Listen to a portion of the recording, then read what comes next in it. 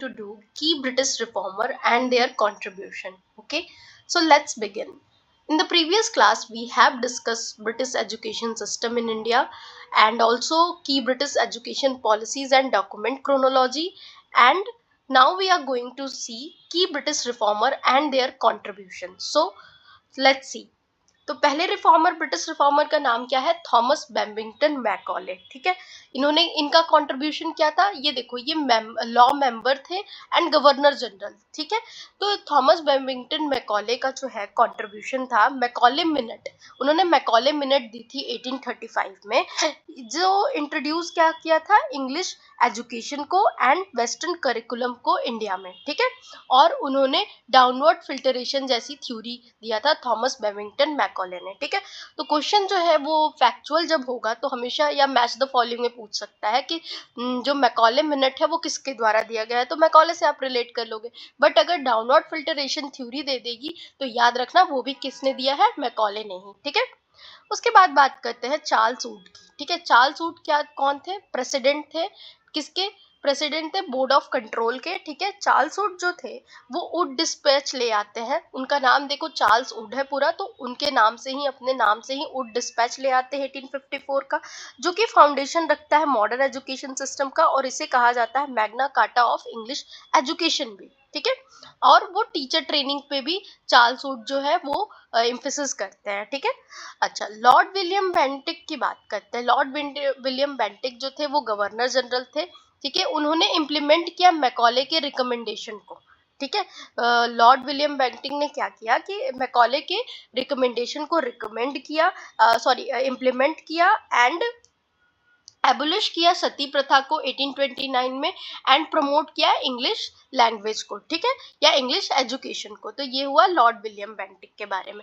हमने कितने रिफॉर्मर देखे? Thomas Babington Macaulay, Charles Wood and Lord William Bentinck. ठीक है, now we are going to see William Jones. William Jones sir जिसे कहते थे. ठीक है, ये एक ओरिएंटलिस्ट थे. ठीक है, इन्होंने एशियाटिक सोसाइटी ऑफ बंगाल का फाउंडेशन रखा था 1784 में. इन्होंने प्रमोट किया Sanskrit and Indian classical learning. ठीक है, कौन? William Jones. ठीक है, अच्छा, अब नेक्स्ट जो है, अब किसके बारे में देखने जा रहे हैं? Henry Louis Vivian Derozio. Vivian इनका नाम, ये इनका बहुत इंपॉर्टेंट कंट्रीब्यूशन है. अगर किसी ने भी हिस्ट्री पढ़ी होगी कॉम्पिटिटिव एग्जाम्स के लिए, तो उन्हें याद होगा कि विविन डेरजॉय का बहुत ही इंपॉर्टेंट रोल था हमारे. इन्होंने यंग बंगाल मूवमेंट जो है इन्होंने ही फाउंड किया था, young Bengal movement. In fact he is a Britisher but still ये काफी ही रैशनल थिंकर थे. ठीक है, तो ये जो है टीचर थे किसमें? हिंदू कॉलेज में. एंड प्रमोट किए किस चीज को? फ्री थिंकिंग को, रैशनलिज्म को. ठीक है, वेस्टर्न फिलोसफी को भी वो प्रमोट करते थे, पर वो फ्री थिंकिंग पे ज्यादा बिलीव करते थे. ठीक है, अच्छा, अलेक्जेंडर डफ के बारे में बात करें. अलेक्जेंडर डफ जो है ये एक स्कॉटिश मिशनरी थे जिन्होंने स्कूल कौन सा फाउंड किया था? वेस्टर्न एंड क्रिश्चियन कंबाइन करके जो है ऐसा एजुकेशन इन्होंने, मतलब स्कूल ऐसा फाउंड किया था जिसमें वेस्टर्न और क्रिश्चियन एजुकेशन का दोनों का मिक्स हो. ठीक है, अलेक्जेंडर डफ एक स्कॉटिश मिशनरी थे. मतलब एक तरह से जो जैसे हमारे यहाँ पंडित होते हैं या मैसेंजर्स होते हैं अपने धर्म को फैलाने जाने, मतलब इनको भेजा जाता है, वैसी तरह अलेक्जेंडर डफ जो थे एक क्रिश्चियन मिशनरी थे. ठीक है, इन्होंने प्रमोट किया था इंग्लिश एजुकेशन. ठीक, फिर बात करते हैं British reformer and their contribution. देखो, अब ये गलती से ये पीडीएफ में इंक्लूड हो गया है. महात्मा गांधी का हमने देख लिया है इंडियन रिफॉर्मर्स में. ठीक है, अच्छा, अदर भी थोड़े रिफॉर्मर्स हैं जिन्हें मैंने इसमें इंक्लूड नहीं किया और इम्पोर्टेंट नहीं है क्योंकि यूजीसी नेट में इतना पूछा नहीं गया है. बट एक बार फॉर लाइक सेक ऑफ की कंप्लीटेशन के लिए हम एक बार उन्हें भी पढ़ लेते हैं. जैसे कि लॉर्ड कर्जन भी जो है वो भी इम्पोर्टेंट है. वो इन्होंने यूनिवर्सिटीज एक्ट 1904 में जो है इंट्रोड्यूस किया था, जिसका एम था इम्प्रूव करना यूनिवर्सिटी एडमिनिस्ट्रेशन एंड रिसर्च को. ठीक है, फिर माइकल अर्नेस्ट सैडलर भी हैं जिसमें हमने ऊपर सारे रिपोर्ट्स पढ़े हैं. ठीक है, तो यहाँ पे जो है उनको बस समअप कर रहा है. तो सैडलर जो है, माइकल अर्नेस्ट सैडलर जो है, वो कमीशन जो है 1917 में आई थी जिसने रिकमेंड किया था reform in university and intermediate education. ठीक है, विलियम बेंटिक की बात करें तो वो सपोर्ट किए थे इंग्लिश एजुकेशन को एंड एक्सेप्ट किए थे मैकले रिकमेंडेशन को 1835 में, ठीक है, वो हम लोग देख लिया लॉर्ड विलियम बेंटिक के बारे में। और जॉन सर्जेंट, मतलब उन्होंने सर्जेंट प्लान प्रिपेयर किया था 1944 में for universal and compulsory education, ठीक है। तो ये हुआ हमारा कंप्लीट की ब्रिटिश रिफॉर्मर्स का एंड देयर कंट्रीब्यूशन, ठीक है। Now we are going to see universities establish in British era. कौन कौन सी यूनिवर्सिटीज एस्टेब्लिश हुई थी ब्रिटिश एरा में, ठीक है। तो देखो, ब्रिटिश इरा में जो ब्रिटिश पीरियड में जो मॉडर्न यूनिवर्सिटी सिस्टम की जो है ब्रिटिश पीरियड को बिगनिंग माना जाता है, ठीक है। ब्रिटिश पीरियड में मॉडर्न यूनिवर्सिटी सिस्टम की बिगनिंग हुई थी मेनली चार्ल्स वुड के वुड डिस्पैच से, ठीक है। वुड डिस्पैच जो 1854 के बाद लाया गया, इसने क्या किया, यूनिवर्सिटीज एस्टेब्लिश करने का रिकमेंडेशन दिया था, ठीक है। तो पहली 3 यूनिवर्सिटी, जो फर्स्ट 3 यूनिवर्सिटी 1857 में बनी, ये यूनिवर्सिटी इंडिया में ब्रिटिश मॉडल पर इस्टेब्लिश हुई थी, स्पेशली यूनिवर्सिटीज ऑफ लंदन के पैटर्न पर, ठीक है। कौन कौन सी यूनिवर्सिटीज थी, university of Calcutta, university of Bombay, university of Madras, ठीक है। ये तीनों ही जो है 1857 सेम ईयर में इस्टेब्लिश हुई थी, ठीक है। और यूनिवर्सिटी ऑफ कलकत्ता क्या है कि यूनिवर्सिटी ऑफ कलकत्ता जो है ईस्टर्न इंडिया की मेजर यूनिवर्सिटी थी, ठीक है। और यूनिवर्सिटी ऑफ बॉम्बे जो है वेस्टर्न इंडिया की मेजर हायर एजुकेशन सेंटर था, और यूनिवर्सिटी ऑफ मद्रास जो है साउदर्न इंडिया की इंपॉर्टेंट यूनिवर्सिटीज थी, ठीक है। तो देखो क्यों 3 यूनिवर्सिटी बनी, तो ये ईस्ट वेस्ट एंड साउथ, 3 जगह, तीनों एरिया को कवर करने के लिए 3 मेजर यूनिवर्सिटीज बनाई गई, ठीक है। फीचर क्या था कि इनिशियली ये टीचिंग नहीं मतलब करती थी, ठीक है। मेनली एग्जामिनेशन और डिग्री की ग्रांटिंग बॉडीज थी, ठीक है। एफिलिएटेड कॉलेज को ये लोग कंट्रोल करती थी इनिशियली, ठीक है। अच्छा, अब देखते हैं कि क्या दे रहा है। यूनिवर्सिटी ऑफ कलकत्ता जो है फर्स्ट मॉडर्न यूनिवर्सिटी बनी इंडिया की, ठीक है। और ये क्या करती थी, डिग्री और बस एफिलेटिंग यूनिवर्सिटी मॉडल पे वर्क करती थी, ठीक है, कि एफिलिएशन देती थी, ठीक है। और बेस्ड किस पे थी, वुड डिस्पैच पे। सिमिलरली ये यूनिवर्सिटी ऑफ बॉम्बे के बारे में देख लिया कि सेम ईयर कलकत्ता में स्टैब्लिश हुई थी, one of first 3 modern university. चलो अब बात करते हैं यूनिवर्सिटी ऑफ इलाहाबाद की, ठीक है। तो यूनिवर्सिटी ऑफ इलाहाबाद जो है 1887 में स्टैब्लिश हुआ। इसका इंपॉर्टेंस ये था कि ऑक्सफोर्ड ऑफ द ईस्ट भी इसे कहा जाता है, ठीक है। ये 4th ओल्डेस्ट, 3 के बाद कलकत्ता, बॉम्बे, मद्रास के बाद जो यूनिवर्सिटी स्टैब्लिश हुई थी वो थी इलाहाबाद यूनिवर्सिटी, जिसको 4th ओल्डेस्ट कहा गया। मतलब 4th ओल्डेस्ट थी, जिसे ऑक्सफोर्ड ऑफ द ईस्ट कहा जाता है, known for law and arts, ठीक है। किसके लिए जानी जाती है, नॉर्थ इंडिया में हायर एजुकेशन का इंपॉर्टेंट सेंटर ये बना, ठीक है। ऑक्सफोर्ड ऑफ द ईस्ट कहते हैं, एंड नॉर्थ इंडिया में हायर एजुकेशन का इंपॉर्टेंट सेंटर ये बना था, जिसमें किस लिए जाना जाता है, मेनली लॉ और आर्ट सब्जेक्ट्स के लिए, ठीक है, आर्ट एरिया के लिए। अब बात करते हैं यूनिवर्सिटी ऑफ पंजाब, ठीक है। यूनिवर्सिटी ऑफ पंजाब जो है वो 1882 में स्टैब्लिश हुआ था, ठीक है। इसने ये जो है स्टैब्लिश हुआ था हंटर कमीशन के रिकमेंडेशन पे, ठीक है। यूनिवर्सिटी ऑफ पंजाब अब जो कि अब पाकिस्तान में है, ठीक है। पहले जो है लाहौर इंडिया का पार्ट था, बट अब जो है वो पाकिस्तान में है, ठीक है। यूनिवर्सिटी ऑफ पंजाब, ठीक। अच्छा, यूनिवर्सिटी ऑफ पंजाब जो है इसका इंपॉर्टेंस ये था कि ये लाहौर में स्टैब्लिश हुई थी। ओरिएंटल स्टडीज और मॉडर्न एजुकेशन दोनों पर ही इसका फोकस था, ठीक। फिर बात करते हैं हमारा नेक्स्ट जो मोस्ट इम्पॉर्टेंट, और Banaras Hindu university. I am the student of this university.